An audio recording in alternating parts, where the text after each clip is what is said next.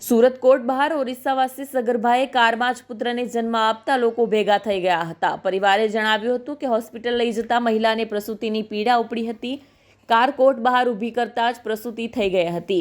સ્થાનિક પોલીસના જવાનો અને મહિલા પોલીસ તાત્કાલિક દોડી આવી કારને દુપટ્ટાથી કોર્ડન કરી 108ની જાણ કરી હતી।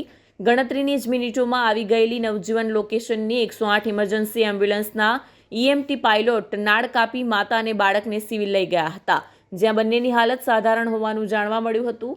પરિવારે જણાવ્યું હતું કે તેઓ ઓરિસ્સાના વતની છે। ડુમ્મસના એક ખાનગી ફાર્મમાં બગીચાની રખેવાળીનું કામ કરીને ગુજરાન ચલાવી રહ્યા છે।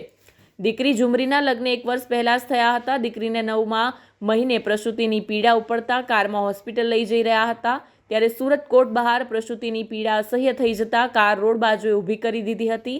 ઝુમરીની પીડાની ચીચિયારી સાંભળી લોકો પણ ભેગા થઈ ગયા હતા। કોર્ટ બહાર ફરજ પર તૈનાત પોલીસ જવાન અને મહિલા પોલીસનો કાફલો દોડી આવ્યો હતો।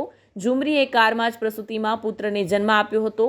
પોલીસ કોન્સ્ટેબલ લાલાભાઈ ચૌધરીએ જણાવ્યું હતું કે કારમાં મહિલાને પ્રસૂતિ થઈ હોવાની વાત સાંભળી તાત્કાલિક 108માં જાણ કરી હતી। મહિલા પોલીસ બહેનોએ દુપટ્ટાથી કારને કોર્ડન કરી 108ના કર્મચારીઓએ બાળકને માતાની નાળ કાપી અલગ કર્યા હતા। ત્યારબાદ બંનેને પ્રાથમિક સારવાર આપી સિવિલ લઈ ગયા હતા।